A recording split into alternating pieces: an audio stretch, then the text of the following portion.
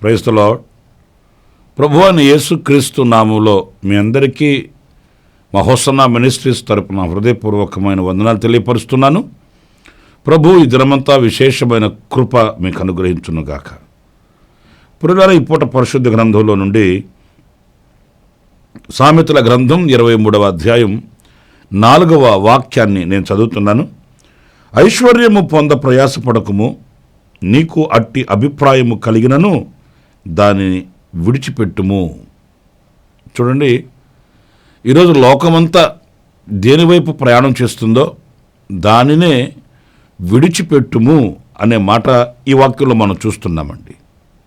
ఎందుకంటే సర్వలోకం ఈ రోజున దేని వెంబడి పరిగెత్తుతుంది, దేనిని ఆశ్రయిస్తుంది, దేనిని ఆశిస్తుంది?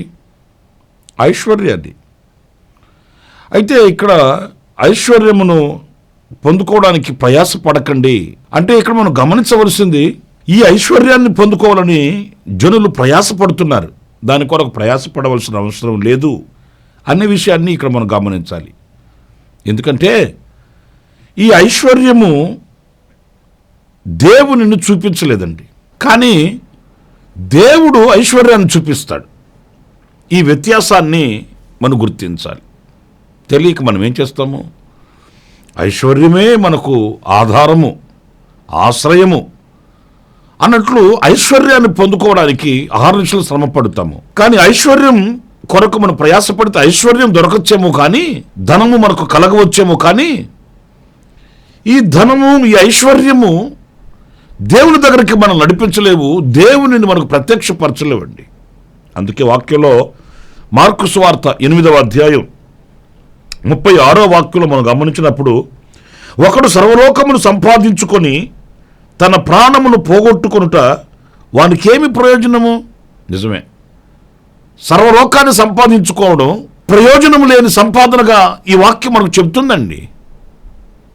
అదేంటండి, సర్వలోకాన్ని సంపాదించుకోవడం ప్రయోజనం లేకుండా ఎందుకుంటుంది అనంటే, తన ప్రాణమునకు కలగవలసిన నెమ్మది, తన ప్రాణమునకు కలగవలసిన విశ్రాంతి, తన ప్రాణమునకు కలగవలసిన ఆ దైవ ప్రత్యక్షత కరువైపోతే, కొదువైపోతే ఇక తన సంపాదన అంతా దేనికి సంపాదించుకున్నట్లు అనే మాటకి మనం శిరస్సు వంచవలసి వస్తుందండి. ప్రియమైన దేవుని బిడ్డలారా, మరి ధనాన్ని మనం ఆశ్రయిస్తే, ఐశ్వర్యాన్ని మనం ఆశ్రయిస్తే ఎలాంటి అనుభవాల్లోకి వెళ్ళవలసి వస్తుందో అనేది నేను చెప్పాల్సిన అవసరం లేదు. పరిశుద్ధ గ్రంథంలో పలు వాక్యాలు మనల్ని హెచ్చరిస్తాయి. తనకున్న స్థితిని విడిచిపెట్టి, తనకున్న ఆ స్థానాన్ని విడిచిపెట్టి, దేవుడు తనకిచ్చిన ఆధిక్యతను విడిచిపెట్టి ధనాన్ని, ఐశ్వర్యాన్ని కోరుకున్న వ్యక్తుల జీవితాలు ఎలా మార్చబడ్డాయి లేఖనాల్లో ఆకాను చరిత్ర కానివ్వండి, గెహాజీ చరిత్ర కానివ్వండి, అలాగే రాజుల చరిత్రలలో కొందరు చరిత్రలు మనం చదివినప్పుడు వాళ్ళు ఆశ్రయించింది ధనాన్ని, ఐశ్వర్యాన్ని, తద్వారా వాళ్ళు తమకున్న స్థానాన్ని పోగొట్టుకున్నారే, కానీ వాటి ద్వారా, ఐశ్వర్యం ద్వారా దేవుని దగ్గరకు వచ్చినట్లుగా కానీ, దేవునికి మహిమకరముగా బ్రతికినట్లుగా కానీ, దేవుని సన్నిధిలో ఆశీర్వాదకరముగా నిలిచిన ఆ యొక్క ఆధారాలు మనకు కనిపించవండి. ఈ లోక సంపద, ఈ లోకంలో ఉన్నటువంటి ఈ ఐశ్వర్యం ఒక వింత దేవునికి మనకు ఎడబాటును కలుగు చేసేదనండి. ఆ డబ్బు మత్తు అలాగే ఉంటుంది, అహాన్ని పెంచుతుంది, స్వార్థాన్ని పెంచుతుంది, నేను అనే ఆ యొక్క గర్వాన్ని మరి పెంచుతుంది అనే విషయాన్ని మనం మర్చిపోకూడదు. కొంతమంది చూడండి, చేతన డబ్బు కనుకుంటే వాళ్ళు మాట్లాడే మాటలు ఎలా ఉంటాయంటే, నేను నేను నేను మరి నువ్వే. ఆ నేను అనే అహాన్ని చూపించేది ఆ ధన బలమే. అందుకే వాటిని ఆశ్రయించిన వాళ్ళు కొంతమంది విశ్వాస భ్రష్టులు అయిపోయారట. నా ప్రియమైన సహోదరులారా, ఈ ధనము ఎప్పుడు దేవుడిని చూపించలేదు. కానీ ఆశీర్వాదకరమైన అనుభవం ఏంటంటే, దేవునిని ఆశ్రయించిన వారికి దేవుడు ఐశ్వర్యాన్ని చూపిస్తాడు. ఆయన ఇస్తాడు ఐశ్వర్యం, ఆయన ఇస్తాడు సుఖ జీవితాన్ని, ఆయన ఇస్తాడు సమృద్ధిని. ధనము దేవుడిని చూపించదు, దేవుడు ధనాన్ని చూపిస్తాడు. దేవుడు ధనాన్ని మనకిస్తాడు. అవసరాన్ని కొద్దీ, మన అక్కర్లు కొద్దీ, మనము ఘనతాస్పదముగా దేవునికి మహిమకరముగా ఉండుటకు ఆయన మనకు అనుగ్రహిస్తాడు. లేఖనాల్లో మనం చదువుతామండి. చూడండి, దినవృత్తాంతాల మొదటి గ్రంథం 29వ అధ్యాయం 12వ వాక్యాన్ని నేను చదువుతున్నాను. ఐశ్వర్యమును గొప్పతనమును నీ వలన కలుగును, నీవు సమస్తమును ఏలువాడవు, బలమును పరాక్రమమును నీ దానములు హెచ్చించువాడవును, అందరికీ బలము ఇచ్చువాడవును నీవే. ప్రియమైన సహోదరులారా, చూడండి, ఆయనను ఆశ్రయిస్తే, ఆయనను నమ్ముకుంటే, ఆయనను గనక మనం మరి విశ్వసించిన వారమే అయితే ఆయన ఇస్తాడట ఐశ్వర్యమును గొప్పతనమును. ధనానికి దేవునికి అదే వ్యత్యాసం. ధనము దేవుడిని చూపించలేకపోయినా దేవుడు మాత్రం సమృద్ధిగా మనం బ్రతకడానికి ధనాన్ని సమకూర్చి మనకు అనుగ్రహిస్తాడండి. మరి ఈరోజు ఏది శ్రేష్టం? మనకు ఐశ్వర్యమును ఘనతను మెప్పును మహిమను ప్రసాదించే సర్వశక్తి కలిగిన దేవుడిని మనం విడిచిపెట్టి అల్పమైన ఈ ధనాన్ని, ఈ ఐశ్వర్యాన్ని, లోక సంబంధమైన వాటిని మనం కోరుకోవడం మనకు అవివేకమే అని చెప్పుకోవాలండి. ఈరోజు ఎక్కడికి వెళ్ళినా ఆఫర్లు ఉన్నాయి కదండి. ఏ షాప్ కన్నా వెళ్ళండి, ఆఫర్స్ 50-50 ఆఫర్స్, 75% ఆఫర్స్, ఇలా ఎక్కువ మెగ్గు చూపిస్తారు. దేనికి? ప్రజలు ఒకదానికి మరొకటి రెండుగా మనకి ఇచ్చేవి ఏదైనా ఉంటే వాటి వైపు మెగ్గు చూపిస్తారు, వాటి వైపు ఆసక్తి చూపిస్తారు. ఒకటి కొంటే మరొకటి ఫ్రీ అన్నట్లుగా. అంతేగాని ఈ డబ్బుకి ఇది ఒక్కటే అన్నారనుకోండి, ఏమంటే ఎక్కడ పెట్టిన ఆఫర్లు ఉన్నాయి కదండి, మీరేమి ఆఫర్లు మీరు పెట్టలేదా అని అడుగుతారు. మరి ఇక్కడ ప్రభువుని ఆశ్రయిస్తే మరొక ఆఫర్ ఏంటంటే, ఆయనలో ఉన్న సర్వసమృద్ధి మనకు ప్రసాదిస్తాడన్నప్పుడు మనం ప్రభువుని ఆశ్రయించి ఆయన ద్వారా మనం సమస్తాన్ని పొందుకోగలగాలి. కానీ ప్రభువుని విడిచిపెట్టి నాకు ధనమే సరిపోతుంది, ఐశ్వర్యమే సరిపోతుంది అని వాటి వెమ్మట పరిగెత్తిన వాళ్ళు నాశన కూపంలోనికి వెళ్ళిపోయారు, దేవునికి దూరమైపోయారు. వాళ్ళు కాలగమనంలో కలిసిపోయిన చరిత్రలు మనం చదువుతున్నామండి. ఈ వివేకం మనకు ఉండాలి. అందుకే జ్ఞాని అని సొలొమోను ఏమని అడిగాడో తెలుసండి? నాయనా, ఈ వివేకాన్ని నాకు ఇవ్వు అన్నప్పుడు దేవుడు అతనికి వివేకముతో కూడా ఐశ్వర్యమును ఘనతను కూడా ఇచ్చాడంట. చూడండి, ఆ మాటలు నేను చదువుతాను. దినవృత్తాంతాలు 2వ గ్రంథం 1వ అధ్యాయం 12వ వాక్యాన్ని నేను చదువుతున్నానండి. కాబట్టి జ్ఞానమును తెలివియు నీకు ఇయ్యబడును, నీకన్నా ముందుగానున్న రాజులకైనను నీ తర్వాత వచ్చు రాజులకైనను కలుగని ఐశ్వర్యమును సొమ్మును ఘనతను నీకిచ్చదనని చెప్పాను. పిల్లలు చూశారండి, సొలొమోను దేవునిని ఆశ్రయించడం నేర్చుకున్నాడు, ఆయనను అడగడం నేర్చుకున్నాడు. నేను రాజునైపోయాను, నేను చెప్పిందే శాసనం, నేను కరెక్ట్ అంటే కరెక్ట్ అవుతుంది, నేను తప్పు అంటే తప్పు అవుతుంది, కనుక నాకు ఇంత అధికారం అనుగ్రహించబడినప్పుడు ఇంకేం కావాలి అని అహంతో ఊగిపోలేదు. కొంతమందికి చూడండి, కొంచెం ఏదైనా కనుక కలిగితే ఆ కలిగిన దాంట్లో ఎంత అహం కలిగిన వారై ఉంటారో. ఏదైనా దేవుడు అతనికి కొంచెం అనుగ్రహిస్తే దానిని బట్టి ఎంత విర్రవీగిపోతారో. ఇక నాకేంటి, నేను ఏమైనా చేయగలను, నేను ఏమైనా మాట్లాడగలను, నేను ఎంత దూరమైనా వెళ్ళగలను, ఇట్లాంటి మాటలు మనం వింటుంటాము. పిల్లల ఆశ్చర్యమే కలుగుతుంది. ఈ కొంచెంలోనే ఇంత విర్రవీగితే దేవుడు నిన్ను నమ్మి నీ యందు సంతోషించి మరొకటి నీకు అనుగ్రహించడానికి ఆయన ఎలా సాహసించగలుగుతాడు? నా ప్రియమైన సహోదరులారా, జ్ఞాని అని సొలొమోను అలా తనకి ఎంత ఉన్నా ఏమి ఉన్నా ఒకటే అడిగాడు, అయ్యా నేను అసమర్థుడను, నాకు అంత జ్ఞానం లేదు, నీ ప్రజలను ఏలే అంత జ్ఞానం నాకు లేదు, వారికి నేను న్యాయం చేయాలి, నా వలన వాళ్ళకి న్యాయం కలగాలి. వాళ్ళు నన్ను నమ్ముకున్నారంటే, నా మీద ఆధారపడ్డారంటే, నా వైపు చూస్తున్నారంటే, నా వలన వాళ్ళకి మేలు కలగాలి ప్రభువా. అంచేత వాళ్ళకి మేలు చేసే ఆ జ్ఞానం, వివేకం నాకు ప్రసాదించమని కోరుకున్నాడు. ఆయనను కోరుకొని, ఆయనను ఆశ్రయించి, ఆయనను నమ్ముకొని ఆయన దగ్గర ప్రాధేయపడ్డాడు కనుక ఆయన ఇచ్చాడండి ఐశ్వర్యము. అక్కడ మంచి మాట, ఐశ్వర్యమును సొమ్మును. చూసారండి, డబ్బు కూడా అంట, ఘనతను. ఏం బ్రదర్ ప్రార్థనా మందిరంలో కనిపించట్లేదు నువ్వు? అలా అంటే, అన్నా ఇల్లు కట్టాను కదా, కొంచెం అప్పులు పడ్డాను, అంచేత ఆదివారం కూడా పనులకి వెళ్ళి రాత్రి పౌలు కష్టపడితేనే అప్పు తీరుతుంది. చూసారండి, ఈయన రాత్రి పౌలు కష్టపడితే అప్పు తీరుస్తాడట. అంతేగాని రాత్రి పౌలు కష్టపడడానికి శక్తినిచ్చిన దేవునికి కనబడేటట. సంపాదించుకోవాల్సినటువంటి ఆ జ్ఞానాన్ని ప్రసాదించి శక్తినిచ్చే ఆ దేవునికి నమ్మకస్తుడే బ్రతకడట. చాలా అవివేకంగా మాట్లాడుతుంటారండి కొంతమంది. నాతో ఒక తమ్ముడు కూడా ఇట్లాగే అన్నాడు, నా రెక్కాడితే డొక్కాడుతుంది కానీ గుళ్ళో కూర్చొని దేవుడే దేవుడే దేవుడు అంటే పరలోకంలోంచి దేవుడిని మూటగట్టి దింపుతాడా? అట్లా అన్నాడు.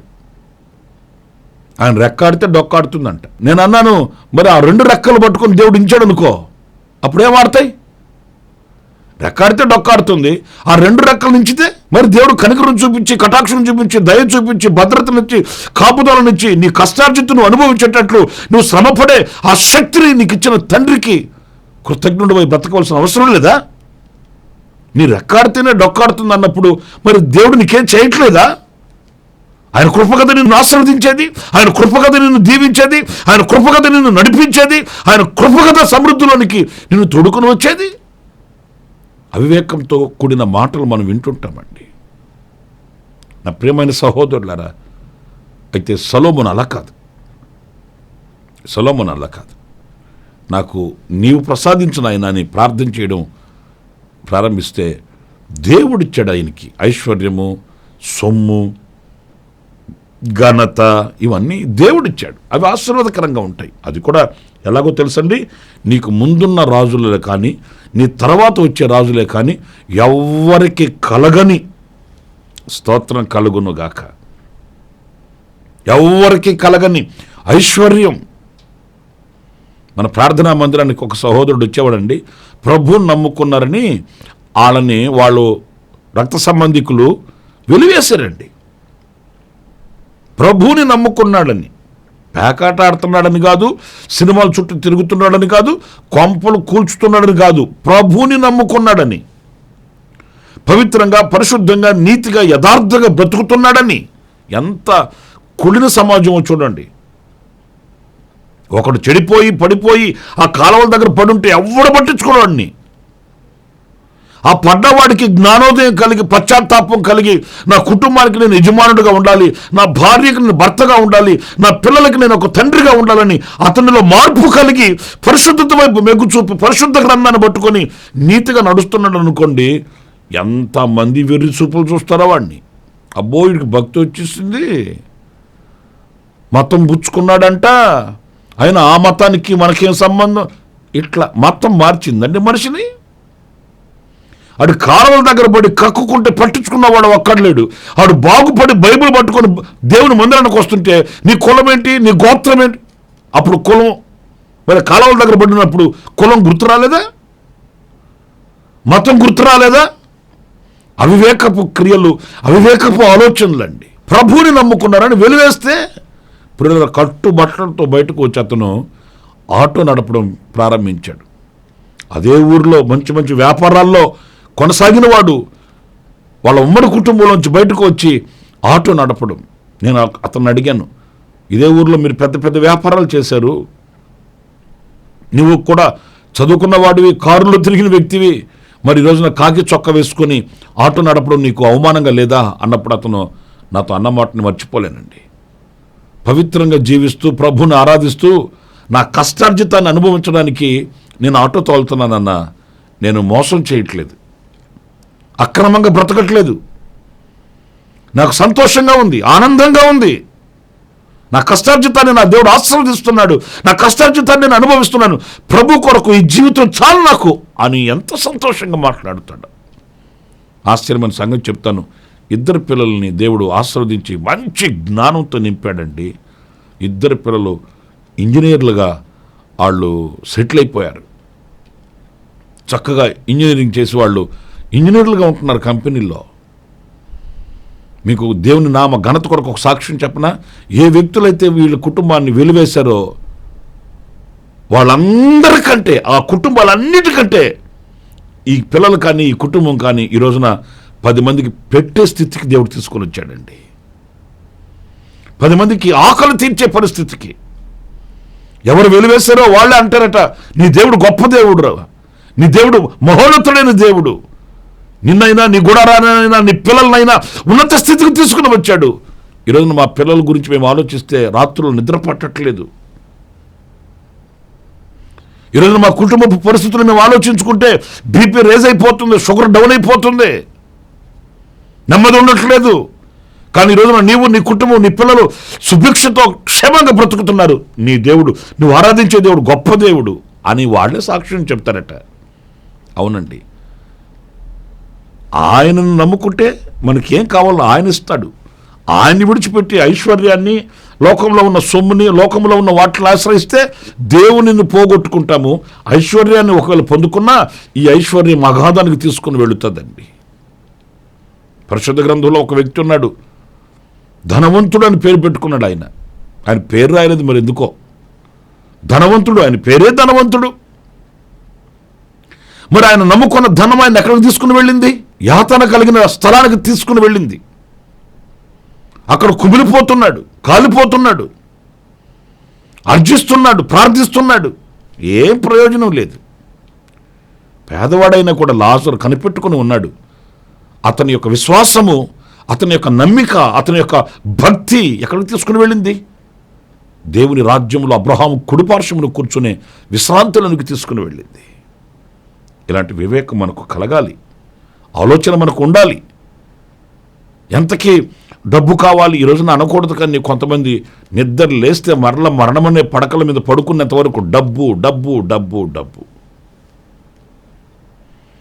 ఏమంటే పాస్ గారండి, డబ్బు లేకపోతే లోకంలో మనకు విలువ ఉండదండి. లోకంలో ఏ విలువ కావాలి మనకు? నా ప్రియమైన సహోదరులారా, అలాగని డబ్బు లేకుండా, ధనము లేకుండా మనం బ్రతకొచ్చని కాదు. ప్రభువుని నమ్ముకుంటే, ఆయనను ఆశ్రయిస్తే ఆయన ఇస్తాడు మనకు, ఆయన అనుగ్రహిస్తాడు. అది క్షేమకరంగా ఉంటుంది. సామెతల గ్రంథంలో ఓ మాట మనం చదువుతామండి. భక్తుడు ప్రార్థన చేస్తూ అంటాడు, నేను చనిపోక మునిపే నాకు 2 మనవులు నేను కోరుకుంటున్నానయ్యా, నాకు దయచేయమంటూ ఆయన కోరుకున్న ప్రార్థన మనందరికీ తెలుసు. ఐశ్వర్యమునైనను పేదరికమునైనను నాకు దయచేయకము అంటాడు. ఎందుకు అనంటే, ఐశ్వర్యవంతుడనైతే తిని తాగి సుఖించి అనుభవించి దేవుడెవడరా, నా డబ్బు నేను సంపాదించుకున్నాను, నా శక్తి సామర్థ్యతలు అని నేను అంటానేమో. ఒకవేళ పేదవాడినైతే దొంగనై దోచుకొని దరిద్రుడినై ఆయనకు అవమానాన్ని తీసుకుని వస్తానేమో. అంచేత అది అవసరం లేదు, ఇది అవసరం. మరి ఏం కావాలి నీకు? తగినంత ఆహారాన్ని ఇచ్చి. నా ప్రియమైన సహోదరులారా, ఎప్పుడైతే ఆ స్థితిలో మనం ప్రభువుని హత్తుకోగలుగుతామో, అలా అడిగామని చెప్పి ఆయన మనల్ని పేదరికంలోనో దరిద్రతలోనూ ఉంచేవాడు కాదు. ఉన్నతంగా ఆయన మనల్ని హెచ్చిస్తాడు, ఆశీర్వదిస్తాడు. అబ్రహాం జీవితంలో దేవుడి కొరకు అతను విడిచిపెట్టి వచ్చాడు. నేను ఒక మాట చెప్తాను, అతడు దేవుని కొరకు విడిచిపెట్టి వచ్చాడు. దేవుడు అతనికి ఏం తక్కువ చేశాడు? విడిచి వచ్చిన దానికంటే 1000 రెట్లు అధికంగానే దేవుడు ఆశీర్వదించాడు. ఆకాశ నక్షత్రాల వల్ల ఆయనను గణపరిచాడు, దీవించాడు, ఆశీర్వదించాడు. ఆయన కొరకు విడిచిన వారిని ఎవరిని ఆయన చేయబడివాడండి.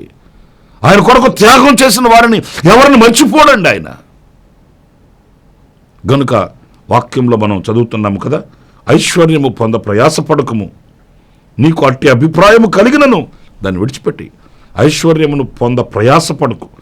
ప్రభువుని ఎరుగడానికి, ప్రభువుని నమ్మడానికి, ఆయనను ఆశ్రయించడానికి ప్రయాసపడు. అప్పుడు ఇవన్నీ మనకు అనుగ్రహించబడతాయి. అలాంటి కృప దేవుడు మనందరికీ అనుగ్రహించునుగాక. ప్రార్థన చేసుకుందాం. సత్యస్వరూపైన ప్రభువా మీకు వందనాలు. నాయనా, మేము మీ వైపు దృష్టి నిలిపి, మీ వైపు మనసు పెట్టి, మీతో అడుగులు వేస్తూ, మీరు నడిపించే మార్గంలో మీ చేతిని పట్టుకుని నడుస్తూ, మీ నీడలో మేము బ్రతకడానికి సహాయం చేయమని వేడుకొనుచున్నాను. మా మనసు, మా ధ్యాస, మా యొక్క కోరికలు ఈ లోక సంబంధమైన ఐశ్వర్యం వైపు వెళ్ళి మిమ్మల్ని మేము పోగొట్టుకోకుండా, మిమ్మల్ని మేము ఆశ్రయించి మీరిచ్చే ఆశీర్వాదకరమైన బ్రతుకుని మేము బ్రతకడానికి మాకు వివేకమును అనుగ్రహించి నడిపించండి. ఆనాడు మీరు సొలొమోనుని ఆ రీతిగానే దీవించారు, ఘనపరిచారు. ఈనాడు మా బ్రతుకులలో కూడా అలాంటి అనుభవాలు మీరు ప్రసాదించి మీ నామ ఘనత కొరకు మమ్మల్ని పత్రికలో వాడుకొనమని మమ్మల్ని ఒక్కొక్కరిని మీ చోటుకు సమర్పిస్తూ, ఈ దినం ఎవరైనా జన్మదిన శుభవేడుకలు జరుపుకుంటూ ఉన్నట్లయితే వారిని నిండు ఆయుష్తో, ఆరోగ్యంతో, క్షేమముతో నింపండి.